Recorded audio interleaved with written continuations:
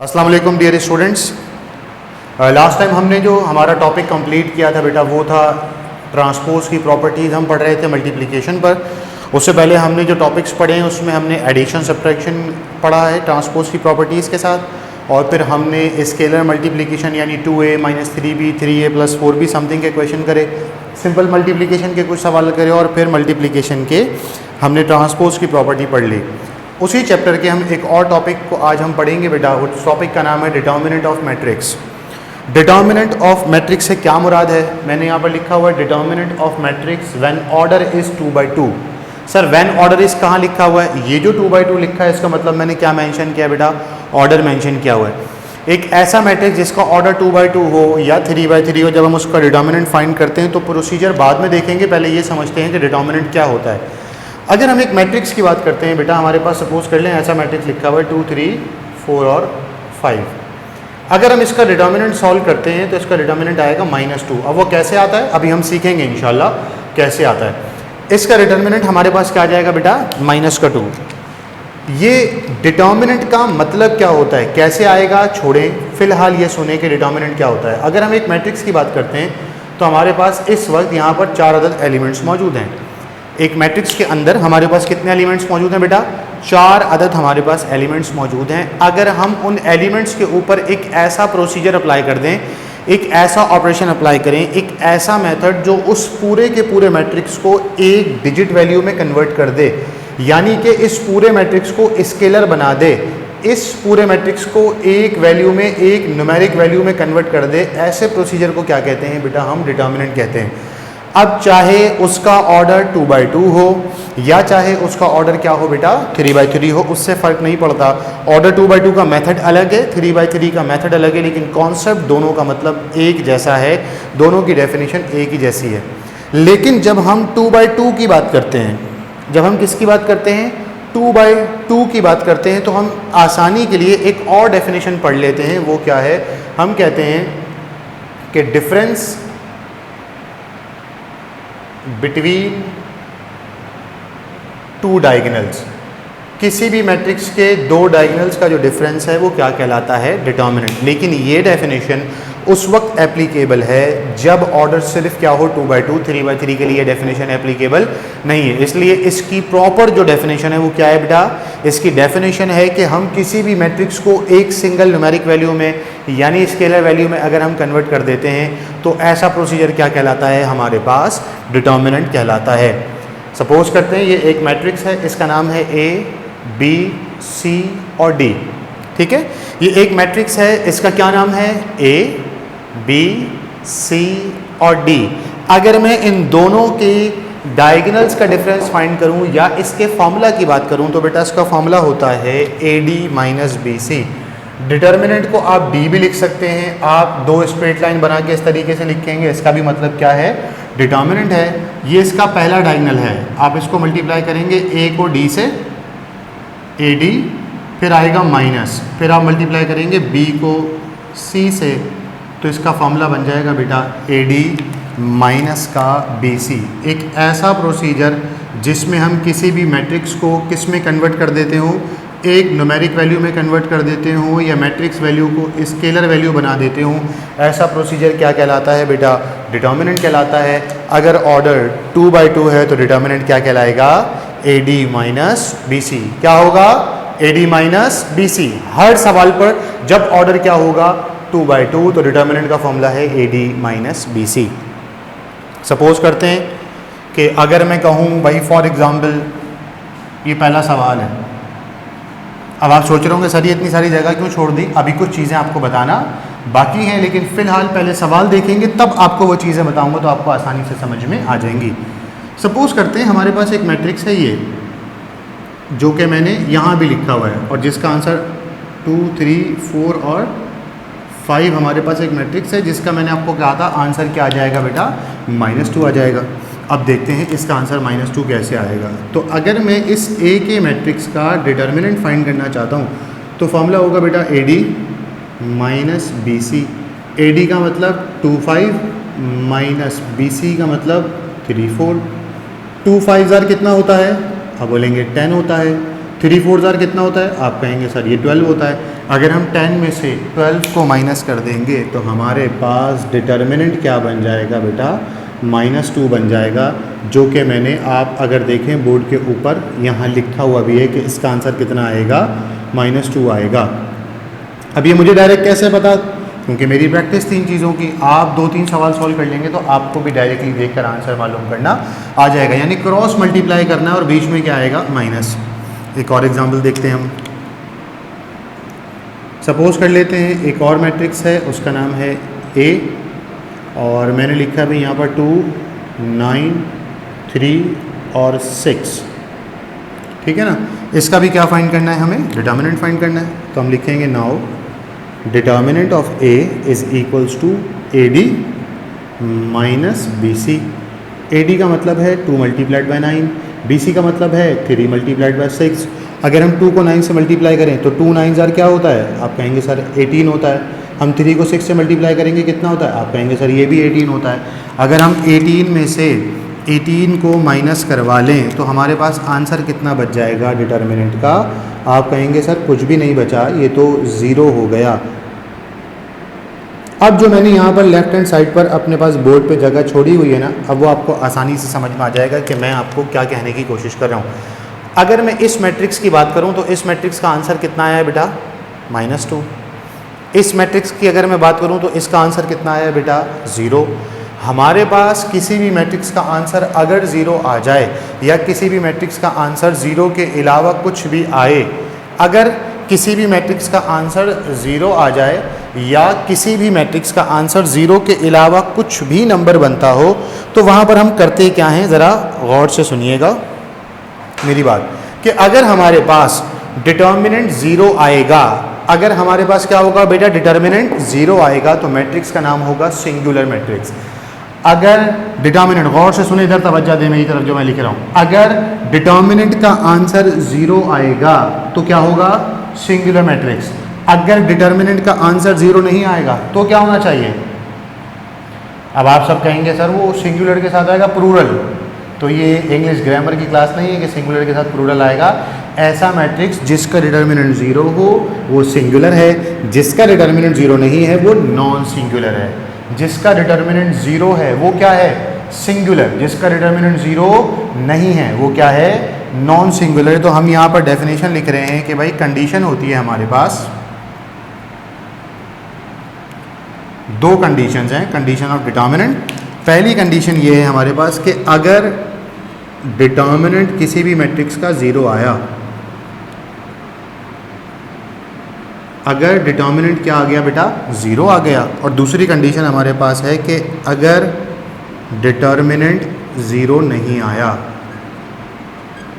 चाहे ऑर्डर 2/2 हो चाहे ऑर्डर 3/3 हो, अगर डिटर्मिनेंट 0 आया तब क्या होगा, डिटर्मिनेंट 0 नहीं आया तब क्या होगा। अगर डिटर्मिनेंट आया तो हम लिखेंगे द मैट्रिक्स इज सिंगुलर, ठीक है, द मैट्रिक्स इज सिंगुलर। और अगर 0 नहीं आया तो हम क्या लिखेंगे बेटा, the matrix is non singular. ठीक है भाई, उम्मीद करता हूँ कि यहाँ की बात आप लोगों को यहाँ तक की समझ में आ गई होगी। एक मर्तबा फिर से रिपीट कर लेते हैं कि मैंने आपको क्या बताया। एक ऐसा प्रोसीजर, एक ऐसा मेथड जिसमें हम किसी भी मैट्रिक्स को एक स्केलर वैल्यू में कन्वर्ट कर दें, 1 डिजिट नंबर में कन्वर्ट कर दें, उसको हम क्या कहते हैं बेटा, डिटर्मिनेंट कहते हैं। डिटर्मिनेंट का फॉर्मूला क्या होता है, AD माइनस BC। जब ऑर्डर क्या हो, 2/2। उसकी 2 कंडीशंस होती हैं। हमने पहले सवाल सॉल्व किए, फिर हम कंडीशन पे चले गए कि अगर डिटर्मिनेंट 0 आया तो मैट्रिक्स क्या कहलाएगा, सिंगुलर कहलाएगा। अगर डिटर्मिनेंट 0 नहीं आया तो मैट्रिक्स क्या कहलाएगा, नॉन सिंगुलर कहलाएगा। अगर डिटर्मिनेंट 0 आया तो मैट्रिक्स क्या कहलाएगा, सिंगुलर कहलाएगा। अगर डिटर्मिनेंट 0 नहीं आया तो क्या कहलाएगा, नॉन सिंगुलर। यहाँ तक की बात समझ में आ गई भाई सबको, तो हम आगे बढ़ जाते हैं। अगर आपके पास MCQs में, बोर्ड के एग्जाम में ऐसा मैट्रिक्स आया और पूछें कि कौन सा मैट्रिक्स है, सिंगुलर, नॉन सिंगुलर, स्केलर और डायगोनल। सपोज कर लेते हैं ये आया, इसके 4 ऑप्शन आए भाई। पहला ऑप्शन में कह रहे हैं सिंगुलर, दूसरे ऑप्शन में कह रहे हैं नॉन सिंगुलर, तीसरे ऑप्शन में कह रहे हैं डायगोनल और चौथे ऑप्शन में कह रहे हैं स्केलर। अगर आप गौर से देखें तो सबसे पहले ये एक स्क्वायर मैट्रिक्स है, इसका मतलब ऑप्शन में हमारे पास स्क्वायर का वर्ड शामिल नहीं है। फिर हम देखेंगे क्या ये डायगोनल स्केलर है, तो आप कहेंगे नो सर, डायगोनल मैट्रिक्स एक ऐसे मैट्रिक्स को कहते हैं जिसके ये दोनों एलिमेंट्स चेंज हो, ये दोनों एलिमेंट्स क्या हो बेटा, चेंज हो, और ये वाले एलिमेंट जीरो होते हैं। लीडिंग डायगोनल के अलावा तमाम एलिमेंट जीरो होते हैं, वो डायगोनल होता है, इसका मतलब डायगोनल तो नहीं हो सकता क्रॉस। क्या ये स्केलर है, तो आप कहेंगे नहीं सर, स्केलर में ये इन दोनों का सेम होना चाहिए, बाकी सब जीरो होते हैं, इसका मतलब स्केलर भी नहीं है। तो बचे कौन से दो नाम, एक नाम बचा सिंगुलर, दूसरा नाम बचा नॉन सिंगुलर। तो सिंगुलर और नॉन सिंगुलर का ताल्लुक किससे है बेटा, डिटर्मिनेंट से है। फिर आप इसका डिटर्मिनेंट सॉल्व करेंगे, इस तरीके से डिटर्मिनेंट सॉल्व करेंगे। आंसर कितना आया, -2। अगर जीरो आता तो सिंगुलर होता, जीरो नहीं आया तो क्या है, नॉन सिंगुलर। इसका मतलब इसका आंसर बी होगा। तो मैं इसके आगे लिख रहा हूँ बेटा नॉन सिंगुलर मैट्रिक्स, ठीक है ना। और ये वाला क्या है, सिंगुलर मैट्रिक्स। और ऐसे एमसीक्यूज बोर्ड के एग्ज़ाम में बहुत मर्तबा पूछे जाते हैं। यहाँ तक की बात अच्छे से आप लोगों को समझ में आ गई होगी। नहीं समझ में आई तो भाई वीडियो को आप रिवाइंड कर लें, एक मर्तबा दोबारा सुन लें मैंने आपको क्या समझाने की कोशिश की है, ताकि आपको मेरी बात समझ में आ सके। और जिनको बात समझ में आ गई है बहुत अच्छी बात है, हम आगे बढ़ रहे हैं इसी डिटर्मिनेंट को आगे लेते हुए। अब हम देखें, सपोज करते हैं सवाल है हमारा, find x if the following matrices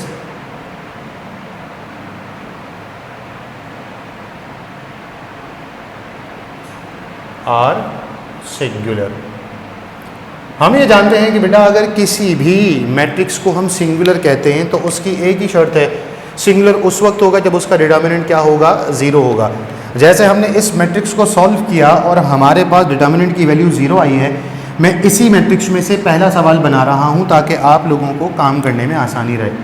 suppose कर लेते हैं कि मैंने लिखा कि भाई वो एक मैट्रिक्स ये है 2, 3, 6 और 9, ये एक सिंगुलर मैट्रिक्स है। आप क्या फाइंड करके दिखाएं, ठीक है, आप क्या फाइंड करके दिखाएं, अननोन वेरिएबल। तो sir where is unknown variable, तो मैंने यही सवाल यहाँ पर कॉपी कर दिया है और मैं अब इस 2 को मिटाकर यहाँ पर क्या लिख रहा हूँ बेटा, x। तो इसका मतलब आपको ये तो समझ में आ गया, x की जगह पर 2 आएगा। कैसे आएगा ज़रा वो देखते हैं। हम लिखेंगे सॉल्यूशन के अंदर, सिंस मैट्रिक्स इज सिंगुलर, हम क्या लिखेंगे बेटा, since matrix is singular. Matrix singular तब होगा जब उसका डिटर्मिनेंट क्या होगा बेटा, ज़ीरो होगा। तो हम यहाँ पे लिख रहे हैं कि भाई डिटर्मिनेंट क्या होगा सिंगुलर मैट्रिक्स का, हमेशा हमेशा ज़ीरो होगा। इसका मतलब ये हुआ कि अगर मैं इसका डिटर्मिनेंट सॉल्व करूं तो वो किसके बराबर होना चाहिए है, ज़ीरो के बराबर होना चाहिए। तो मैं ये जानता हूं डिटर्मिनेंट का फॉर्मूला होता है AD माइनस BC। AD का मतलब है x multiplied by 9 minus BC का मतलब है 3 मल्टीप्लाइड बाई 6। तो ये आ गया 3 मल्टीप्लाइड बाई 6 और इज इक्वल टू के बाद क्या आएगा, ज़ीरो, क्योंकि सिंगुलर मैट्रिक्स है। सर हमने यहाँ पर तो ऐसा काम नहीं करा, यहाँ ऐसा काम क्यों कर रहे हैं बेटा, इसलिए कर रहे हैं क्योंकि यहाँ कहा नहीं था कि आप सिंगुलर या नॉन सिंगुलर प्रूफ करें। ये हमने डेफिनेशन पढ़ी इसकी कि सिंगुलर क्या होता है, नॉन सिंगुलर क्या होता है। यहाँ सवाल में कह रहे हैं कि सिंगुलर है, आप x फाइंड करके दिखाएं। ऐसे भी बहुत सारे एमसीक्यूज बोर्ड के एग्जाम में कई सालों से पूछे जा रहे हैं। 9 को जब हम x से मल्टीप्लाई करेंगे तो कितना हो जाएगा, 9x, शाबाश। 3 को जब हम 6 से मल्टीप्लाई करेंगे तो कितना हो जाएगा, 3 6 18 इज इक्वल्स टू 0। हम ये जानते हैं ये प्लस का 18 जब वहाँ चला जाएगा तो क्या, सॉरी माइनस का 18 जब वहाँ चला जाएगा तो क्या हो जाएगा, प्लस का 18, ये हो जाएगा 9x इज इक्वल्स टू 18। ये x की वैल्यू चाहिए, 9 हमारे पास एक्स्ट्रा है, यहाँ मल्टीप्लाई हो रहा है, दूसरी जानिब ले जाएंगे तो वहाँ जाकर क्या हो जाएगा, डिवाइड हो जाएगा। और अगर हम इसको 9 के टेबल से 9 1 ज़ा 9 2 ज़ा कैंसिल कर लें तो आप देखिएगा बेटा आपका x का आंसर कितना आ गया, 2 आ गया। चूँकि 2 इसलिए आया है क्योंकि अभी मैंने यही वाला सवाल जो यहाँ 2 था उसे मिटाकर मैंने यहाँ पर क्या लिख दिया था बेटा, x लिख दिया था। एक और सवाल देखते हैं, एक नहीं 2 सवाल देखते हैं जल्दी जल्दी से। मिसाल के तौर पर एक मैट्रिक्स है हमारे पास ये 2 3 x और 4, कह रहे हैं सिंगुलर मैट्रिक्स है, इस x की वैल्यू फाइंड करके दिखाएं। तो हम ये जानते हैं कि भाई फॉर्मूला होगा AD माइनस BC और डिटर्मिनेंट क्या होगा हमारे पास, हमेशा 0 होगा। तो AD का मतलब 2 मल्टीप्लाइड बाई 4, BC का मतलब 3 multiplied by x is equals to 0। 2 4 ज़ार 8 minus 3x is equal to 0। हमें x की वैल्यू फाइंड करनी है, हम x को अलग करते हैं, ये x नेगेटिव है, उस तरफ ले जाएंगे तो क्या हो जाएगा बेटा, पॉजिटिव हो जाएगा।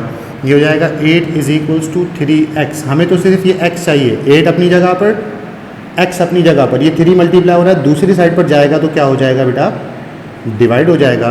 तो x का आंसर हमारे पास कितना आ गया है, 8/3। ज़रूरी नहीं है कि आपका आंसर एक होल नंबर ही आए, पॉजिटिव नेगेटिव इंटीजर ही आए, फ्रैक्शन फॉर्म में भी आ सकता है, और ये आपके सामने उसकी एग्जाम्पल मौजूद है। तो ये 2 सवाल मैं लिख रहा हूँ जो कि आप लोगों ने खुद से करने हैं भाई। 2x 3 और हमारे पास यहाँ हम ले लेते हैं 15, और चौथा सवाल है बेटा हमारे पास 3x 5 6 और 5। सर आप कहेंगे सर ये 3x को 5 से क्या करेंगे, तो कोई बात नहीं भाई, 3 5 15 और x अपनी जगह रहेगा, ये हो जाएगा 15x माइनस 30, x का आंसर यहाँ से 2 आ जाएगा। तो यहाँ तक की बात होपफुली आप तमाम स्टूडेंट्स को मेरी आसानी से समझ में आ गई होगी। लेकिन अभी हमारा लेक्चर कंप्लीट नहीं हुआ, अभी हम इसी टॉपिक को थोड़ा सा और आगे की तरफ लेकर जा रहे हैं। हम बात करेंगे कि डिटर्मिनेंट तो हमने सॉल्व कर लिया है, इसी में एक और 2x2 के ऑर्डर पर एक और टॉपिक होता है जिसको हम कहते हैं क्या बेटा, एडजॉइंट ऑफ मैट्रिक्स, जिसको हम क्या कहते हैं बेटा, एडजॉइंट ऑफ मैट्रिक्स। और फिर इस डिटर्मिनेंट और एडजॉइंट से मिलकर एक और टॉपिक बनता है जो कि क्या है, इनवर्स ऑफ मैट्रिक्स होता है, जिसमें हमें ये दोनों काम करने पड़ेंगे, डिटर्मिनेंट भी सॉल्व करना पड़ेगा, एडजॉइंट भी सॉल्व करना पड़ेगा। तो आइए देखते हैं एडजॉइंट का क्या मतलब होता है और उसे हम कैसे सॉल्व करते हैं। तो मैं ये स्टार्टिंग वाला मिटा रहा हूँ, छोटा सा प्रोसीजर है। अच्छा, एडजॉइंट और डिटर्मिनेंट दोनों MCQs में भी पूछे जाते हैं। इन दोनों से मिलाकर इनवर्स का सवाल आप लोगों के एग्जाम में 5 नंबर का, 7.5 नंबर का सवाल भी पूछा जाता है। तो आप ज़रा देखिएगा एडजॉइंट हम कैसे फाइंड करते हैं, और फिर मैं एडजॉइंट के बाद आपको इनवर्स का फॉर्मूला भी आज लिखवा दूंगा, यानी अभी के लेक्चर में, लेकिन इसके सवालात इंशाल्लाह आपको मिलेंगे अगले लेक्चर में। आप ज़रा गौर से देखें, एक ऐसा प्रोसीजर, मैं यहाँ पे लिख रहा हूँ heading, adjoint of matrix when order is 2/2। एक ऐसे मैट्रिक्स का एडजॉइंट फाइंड करके दिखाएं जिसका ऑर्डर क्या है, हमारे पास 2/2 है। अब ऑर्डर 2/2 हो या ऑर्डर 3/3 हो, आज हमने 2/2 की बात करी है, हम नेक्स्ट क्लासेस में 3/3 को भी देखेंगे। अगर 2/2 हो या 3/3 हो तब भी मतलब दोनों का सेम है, लेकिन दोनों की डेफिनेशन अलग है। नाम सेम है, मतलब सेम है, लेकिन दोनों को एक्सप्लेन करने का तरीके का डिफरेंट है। तो जब 3/3 पे पहुंचेंगे तो आपको बताया जाएगा। अभी हम 2/2 की बात कर रहे हैं, तो ध्यान से सुन लीजिए। एक ऐसा प्रोसेस जिसमें हम A और D की पोजीशन चेंज कर दें, यानी कि जो पहला डायगोनल है उसकी पोजीशंस को चेंज कर दें और जो दूसरा डायगोनल है उसके साइंस को चेंज कर दें, ऐसा प्रोसीजर क्या कहलाता है बेटा, डायगोनल कहलाता है। इसका मतलब हम ये लिखें कि A और D की पोजीशन को चेंज कर देंगे हम, और B और C के क्या करेंगे हम, साइंस को चेंज कर देंगे।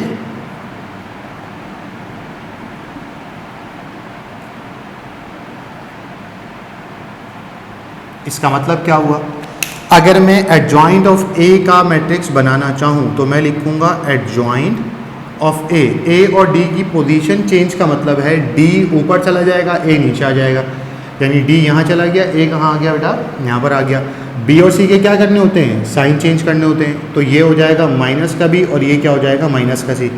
अब जहन में क्या आता है, सर आप साइन चेंज क्यों बोल रहे हैं, सीधा सीधा कह दें इतना आसान तरीके से, बोले सर इसको माइनस करना होता है, तो बेटा इसको माइनस नहीं करना होता। अगर प्लस है तो माइनस हो जाएगा, और अगर पहले से ही माइनस है तो क्या होगा, प्लस हो जाएगा। लिहाजा अगर मैं ये कहूँ कि भाई माइनस ही करना है, तो इसका मतलब ये हुआ कि आप तो माइनस को माइनस ही छोड़ देंगे और प्लस को भी माइनस कर देंगे, गलत हो जाएगा। एग्जाम्पल देखते हैं जल्दी से। फॉर एग्जाम्पल मैं लिख रहा हूँ एक मैट्रिक्स है ए, मैंने लिखा 2 -3 -4 और -5, सपोज कर लेते हैं ऐसा। तो ये मेरे पास ए और डी है, इसकी तो मैं पोजीशन को चेंज करूँगा। अच्छा, अब इसमें ऐसा कोई फॉर्मूला नहीं है, काम वाम नहीं है आधे पेज का, डायरेक्ट एक स्टेप में आंसर आ जाएगा इसका। एडजॉइंट ऑफ ए हमारे पास क्या हो जाएगा बेटा, ये -5 ऊपर चला जाएगा और 2 नीचे आ जाएगा। और उसके बाद क्या होगा भाई, ये माइनस का 3 है, ये प्लस का 3 हो जाएगा, ये माइनस का 4 और ये क्या हो जाएगा, प्लस का 4। ये किस चीज़ का आंसर आ गया आपके पास, एडजॉइंट का आंसर आ गया। इसका मतलब ये हुआ कि साइंस को चेंज करना है, हमेशा माइनस नहीं करना होता। अगर मुझे हमेशा साइंस को माइनस करना होता तो बेटा ये तो पहले से माइनस थे, मैं इसको माइनस छोड़ देता। मैंने क्यों नहीं किया ऐसा, क्यों, क्योंकि डेफिनेशन के थ्रू, डेफिनेशन के मुताबिक हमें साइन चेंज करने, माइनस नहीं करना। एक और एग्जाम्पल देखते हैं। फॉर एग्जाम्पल हमारे पास एक मैट्रिक्स है बी, वो है 2, 3, -4 और 5, ठीक है ना। और हमें इसका क्या फाइंड करना है, एडजॉइंट फाइंड करना है। तो भाई कर लेते हैं इसका एडजॉइंट फाइंड। हम कहेंगे कि भाई एडजॉइंट ऑफ बी हो जाएगा, 5 ऊपर चला जाएगा, 2 नीचे आ जाएगा। अब किसी के जहन में सॉरी यहाँ तो -5 हो गया था, 2 नीचे आ गया था, तो भाई -5 ही था। मैं -5 को ऊपर लेकर गया था, 2 को नीचे लेकर आया था। साइन कोई चेंज नहीं किए थे, यहाँ भी नहीं कर रहा। साइन इनके चेंज होते हैं, ठीक है। ये जो -4 है ये +4 हो जाएगा, और ये जो +3 है ये क्या हो जाएगा, -3। इसे हम कहते हैं एडजॉइंट ऑफ आ मैट्रिक्स। इन दोनों टॉपिक से मिलकर एक और टॉपिक बनता है बेटा, उसको कहा जाता है इनवर्स ऑफ मैट्रिक्स। ये क्या होता है इसको हम पढ़ेंगे अगले लेक्चर में। इसका फॉर्मूला क्या होता है वो मैं लिख रहा हूँ ताकि आप बेटा याद करके रखेंगे। ए इनवर्स का फॉर्मूला होता है 1 determinant multiplied by adjoint of A. अगर आप गौर से देखें बोर्ड पर और आपने मेरे पूरे लेक्चर को बहुत ध्यान से सुना है तो मैंने 2 ही तो टॉपिक पढ़ाए, एक डिटर्मिनेंट का दूसरा एडजॉइंट का। तो ये रहा डिटर्मिनेंट, ये रहा एडजॉइंट। इन दोनों की मदद से क्या बनेगा, इनवर्स ऑफ अ मैट्रिक्स। और जब इनवर्स बन जाएगा किसी भी मैट्रिक्स का तो हम उसकी वेरिफिकेशन करेंगे। वेरिफिकेशन का भी एक फॉर्मूला है, फॉर वेरिफिकेशन, और उसकी वेरिफिकेशन का फॉर्मूला है A inverse multiplied by A is equals to I, या ये कह लें A multiplied by A inverse is equals to I. और इसमें ये आई क्या चीज़ है बेटा, आई है एक आइडेंटिटी मैट्रिक्स जो कि मैंने आप लोगों को डेफिनेशंस में पढ़ाया था। 1 0 0 और 1 एक आइडेंटिटी मैट्रिक्स है।